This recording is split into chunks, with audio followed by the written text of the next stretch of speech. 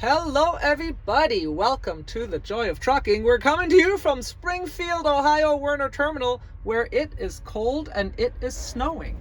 And boy, do we have a story for you today. Yeah, she's Hula girl has goosebumps, man. Hula Look at her. girl is cold. Look at her shivering.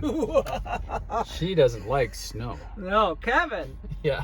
Hey, why Hey. don't you tell us the story? Oh, but before we get into this story, hit that subscribe button and the notification bell if you want to keep coming along with us learning about trucking and seeing the roads of America.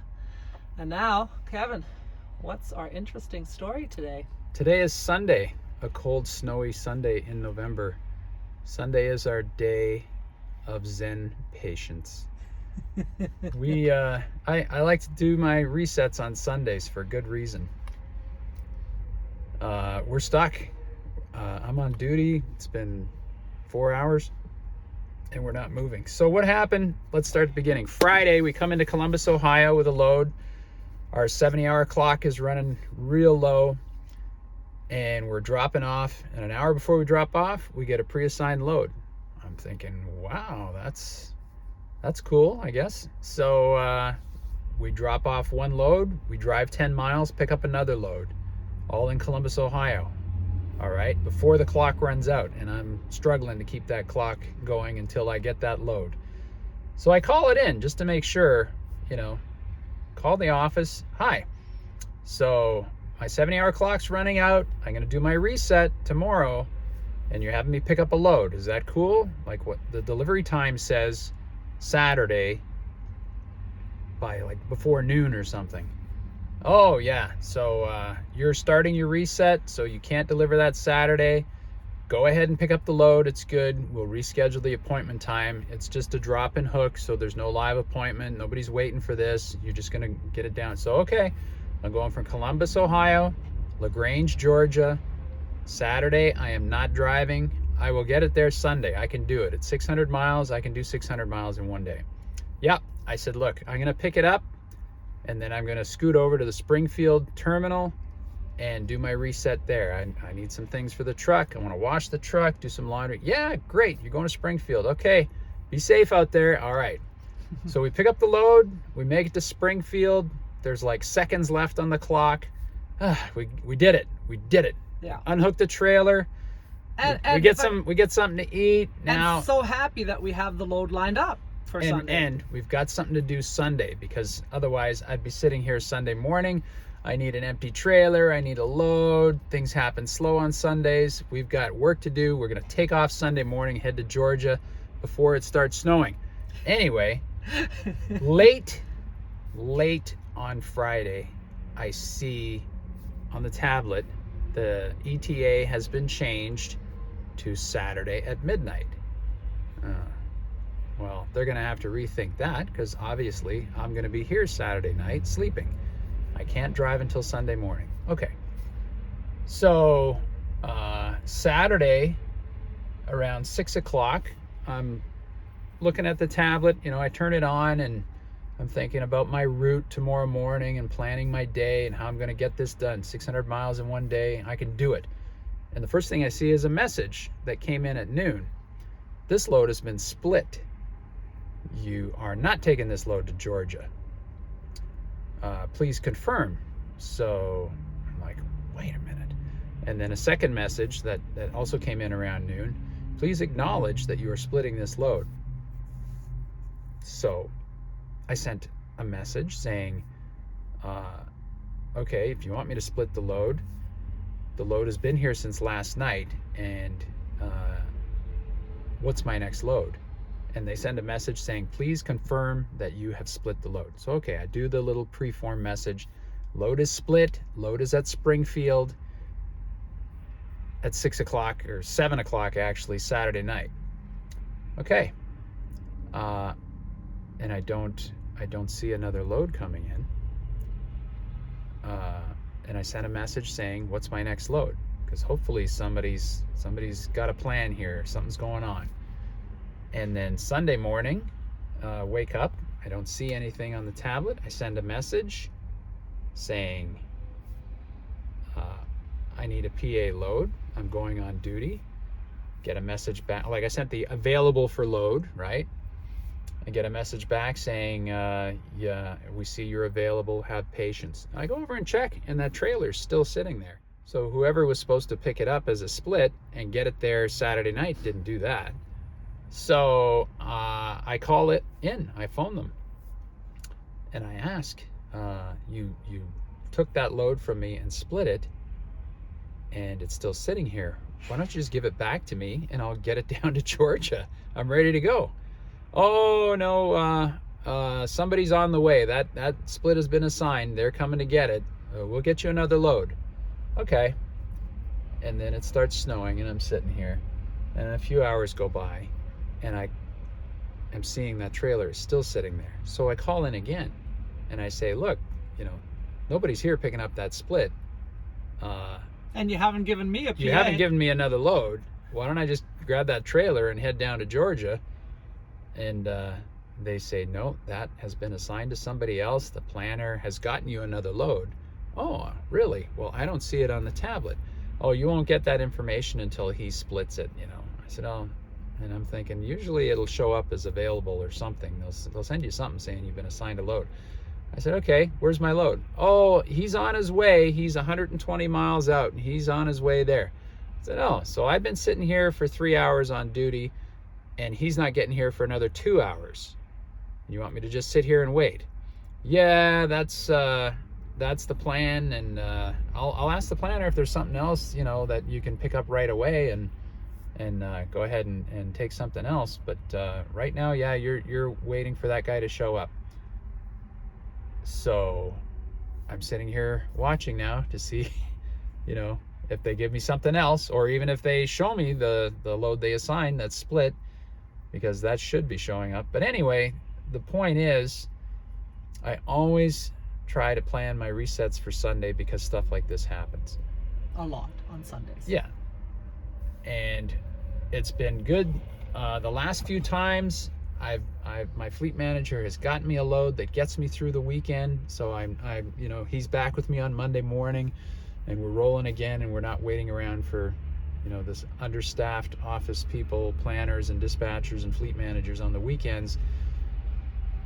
But somebody screwed up here. I think whoever changed the appointment changed it to Saturday night. They should have changed it to Sunday night. And then the guy on Saturday sees, whoa, it's not going to get there Saturday night because this guy's on his reset, and took it away and gave it to somebody else, but didn't give it to somebody who would be here in time to get it there Saturday anyway.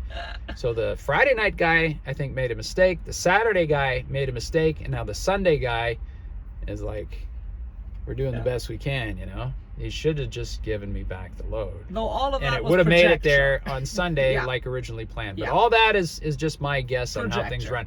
What I'm seeing and what I've experienced over the last 6 months is at Werner Enterprises, they got the A-team in there Monday to Friday. And on the weekend, it's you take your chances. Yeah. Werner needs to realize that this is a 24/7 industry. 365 days a year, and when you leave people sitting on a weekend like this, you're losing money, the driver's losing money, equipment's sitting here, loads are not getting through, and we're wasting time, people. Yeah. I didn't come out here to spend 3 weeks away from home so I can sit here and watch it snow. While the trailer you could have been driving with sits over there. It's sitting right over there. I can see it. It's been there since I left it there Friday night, and it ain't getting to Georgia. So we all look bad. Yep. Wake up. Yep. And that's all I have to say. Yeah. So we will keep you updated, but these are the types of shenanigans you can encounter in OTR trucking, and it gets very frustrating. But in the meantime, hey, look at that pretty snow. What a unique experience we're having here in Springfield. So we'll get back to you and continue the story. Thanks for watching so far. It's been 5 hours since we were ready to leave. In the meantime, it has started snowing more and more. And guess what? Here is the trailer. Here is the trailer that we should be taking to Georgia, leaving 5 hours ago. That's it right there. Hi, so here we are in Maryland, and we had the conclusion of the story about the split and the Sunday waiting. So where we left off, they had told me I have a load. It's a split. I had to wait till the driver came. He was still 120 miles away. And then I called again. I sent another message and called again just after 12 noon and said, where is that load? Is he close yet? Is he almost here? And they checked and they said he's like 20-30 minutes away. Don't you worry. I said, okay. So I waited an hour, and then I called again and I said, okay, is he here? Because once the driver comes in with the load, he fills out the form, the load is split, and then they notify me with a message saying the load is split, the trailer is there, go get it, and away you go. I never got that message. So I called after an hour and said, is the guy here? Did he have an accident? What's going on? Like, where's my trailer? Oh yeah, that's there. Listen, yeah, it's there. You're good to go. I said, I still don't have the message on the tablet. I don't have the load information. I don't have anything. Oh yeah. Click. All right, you should have it now. Well, okay. Thank you very much. Goodbye. So the load probably did get there in half an hour, and they're just overwhelmed in Omaha on a Sunday. The guy didn't get around to actually sending it to me to tell me it's there. Go ahead and take it. So by the time I hooked up and did all the trip planning and sent the messages and forms and all that stuff, we got out of there after 2:30 in the afternoon. Yep. And as we drove out, we saw our trailer for Georgia still sitting there. Still sitting there. Covered in snow. And we'd been up since 5. Yeah. Yep, So we ready. basically spent like 7 hours sitting in this seat, staring at the tablet, Right. trying to get information, making phone calls. I guess I made 3 calls altogether to find out what was going on, and didn't get any response to the messages I sent. I had to actually call and ask somebody something. And even if I might add in, we've had an experience where the tablet works with the truck, and so if you're not close enough to the truck, sometimes the tablet won't work. So we're even hesitant to go in the building because we're not sure if the tablet will actually update while we're in the building. Don't want to risk missing a message or so not we're sitting getting in it the or truck, something. And huddled in the snow with our tablet, Yeah. waiting. Yeah. Couldn't really do much else. Just sit there. Well, you're on duty. But So not getting paid or well, anything. yeah. As a matter of fact, so we took off, headed to Maryland, spent the night at a truck stop, delivered the load this morning, ahead of schedule, and on our rest stop on the way here, we had to stop and take a little break. I sent a message to my fleet manager, who is working today, and explained a little bit about what happened yesterday, and his response was, I'm gonna top you up $150 for all the shenanigans on Sunday. Thank you so much for your patience. Yes. And I sent him a big thank you. Really appreciate that. $150, that's not bad. I mean, for 7 hours driving, Not quite the same. I might have made more than that. I'm pretty sure. And for how upset your wife was. Yeah, that was the worst part. Yeah. Tanya just lost it. She did lost it, and then she lost it some more. And once we got going on the highway, she lost it some more. So She did not practice the Zen patience. I think so Tanya's well. getting that $150 just so Yes. I don't have to listen to any Thank more you. of this. I think I right. deserve it. So that's the conclusion of that story. Lesson learned. Yep. Take the reset on Sunday, because it's happened many times now. They don't respond. Things don't happen. And I had a load Friday that would have taken me all the way through Sunday, and I went to a terminal. I'm thinking, there's some things I need. Some things I need at a terminal. Yeah. There's things I'd like to do at the terminal. The terminal's a really nice place in Springfield, Ohio. I can't help wondering if we'd just gone to a truck stop and hid out there for a day, if they would have left us alone. But that's really sad too, because the terminals are there for drivers to use. So Sure, imagine but we have to avoid the terminal. The first thing they do when you pull in the gate is tell you to put your trailer over there, and you're gonna park over there. And like you no longer have that trailer.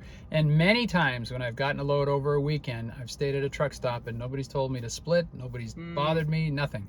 So maybe because it was at the terminal, Maybe. Yeah, And so the other thing that we think about haven't that. mentioned is we came in with that trailer and you got a yellow tag to attach to the trailer. Yeah, it had to be inspected, but Which- they did it overnight. Thank They had God. It was ready to go Sunday morning. Thank That's not a God. problem. But that's another issue with going to a terminal. another issue. Sometimes you'll I've- find out like, oh, this trailer is overdue, even though that one wasn't. So you don't know when exactly they decide to do that. And if too. you go into a terminal with an empty trailer, you're probably not leaving with that trailer. Yeah. They'll take it away and give it to somebody else. When you're ready to go, you don't have an You empty. don't have You're an the empty. you're the guy looking for an empty now. Yeah. So the other lesson, first of all, we recommend take your reset on Sunday if you can. Yeah. The other thing is, this industry, you better learn patience.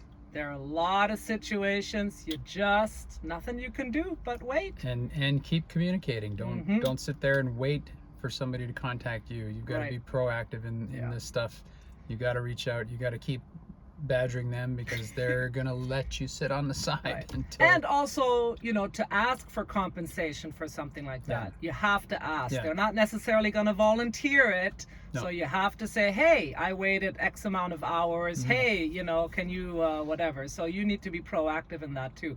And the other lesson, if anybody at Werner is watching this video, hey, can you guys work on the weekend staff issue? Because that does, I think I got a whole bunch of extra gray hairs from this experience. So I don't know if the $150 will really cover that. So I gotta go back to lesson number 1, practice patience. Yeah. Oh no, that's Yeah. lesson number 2. Okay, well that's it. And we made it from snow to sunshine. Yeah, finally cleared up here. Had a nice ride today.